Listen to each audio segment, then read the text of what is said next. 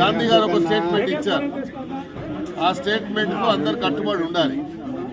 కానీ గాంధీ గారి ఇంటికి వచ్చి మేము జెండా ఎగరేస్తాము, గాంధీ గారి ఇంటికి వచ్చి మేము భోజనం చేస్తాము, విలువన్ పేరెంటానికి వస్తాడు. ఎవడన్నా విలియన్ పేరెంటానికి ఎందుకు వస్తాడు?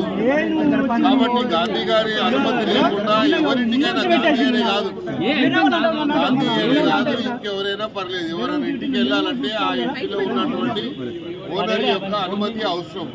ఓనర్ పర్మిషన్ లేకుండా మీరు ఆ ఇంటికి పోవడం అనేది పూర్తిగా చట్టబద్ధంగా అది విరుద్ధం అవుతుంది. కాబట్టి అందుకనే గాంధీ గారు చెప్పారు, నువ్వు వస్తాను కాబట్టి నువ్వు మంగళారతి వాళ్ళ ఇంటికి పోతావని చెప్పాడు. కానీ మళ్ళీ ఈరోజు మళ్ళీ అదే రెచ్చగొట్టే విధంగా నేను హరీష్ రావు గారిని అడుగుతా ఉన్నా. ఎందుకంటే హరీష్ రావు అంటే నాకు చాలా గౌరవం. మీరు హరీష్ రావు గారు ఇలాంటి సంస్కృతికి మీరు తెర లేపదలుచుకున్నారా? ఇలాగే రాజకీయం చేయాలి అని మీరు ఆలోచించుకుంటే మీరు స్టేట్మెంట్ ఇవ్వండి. దాని ప్రకారంగా నేను మళ్ళీ దాని జవాబు చెప్తాం. కాదు అనుకున్నప్పుడు మీరు అన్నట్టుగా ప్రాంతీయ విద్వేషాలకు తెరలేపింది ఎవరు? గాంధీ గారు ఒక ఆంధ్ర ఎమ్మెల్యే అని మీరు ఓట్లు అనే కావాలి, వాళ్ళ దగ్గర బిజినెస్ ఉంటే వాళ్ళ డబ్బులు కావాలి, వాళ్ళతో బిజినెస్ చేయాలి. ఇప్పుడేమో వాళ్ళు ప్రాంతీయ ఆంధ్రవాడని చెప్పి అంటున్నారు. కాబట్టి మా ముఖ్యమంత్రి గారు కానీ మేము కానీ డిమాండ్ చేస్తున్నాము, ఇది పార్టీ నిర్ణయం అయితే మీరు పార్టీ ప్రకారంగా ప్రకటించండి.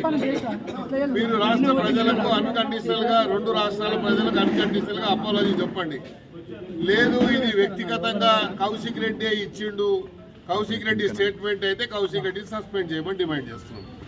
రెండోది, గాంధీ గారు ఎప్పుడు కూడా ఎలాంటి విద్వేషపూర్వకమైనటువంటి మాటలు కానీ, రెచ్చగొట్టే మాటలు కానీ, చాలా సామరస్యంగా ఓ సాముడిగా పేరున్నటువంటి వ్యక్తి.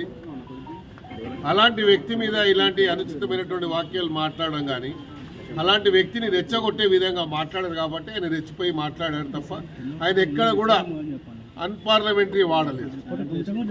ఏ లాంగ్వేజ్ అయితే వాళ్ళు మాట్లాడారు దానికి నేనే మీ ఇంటికి వస్తాను, మీరు ఎందుకు నా ఇంటికి వచ్చుడు, మీరు మంగళారతులు ఇస్తానని మంగళారతులు ఇవ్వకుండా రాళ్ళు లేకుంటే ఇంట్లో మీదకి తొట్లు వేసుడు వాళ్ళు లేపారు. మరి ఆ సంస్కృతికి వారు తెరలేపారు. కాబట్టి మీరు దీనికి సిద్ధంగా ఉన్నారని చెప్పి మీరు ప్రకటించండి. దాని జవాబు మేము ఎక్కడ చెప్పాలనో, ఎప్పుడు చెప్పాలనో చెప్తాము. మేము జవాబు ఇచ్చినప్పుడు తట్టుకునే శక్తి మీకుందో లేదో ఒకసారి ప్రతిపక్షంలో ఉన్న అసలైన తొలి వెలుగు. ఫాలో వాట్సాప్ @తొలి వెలుగు official.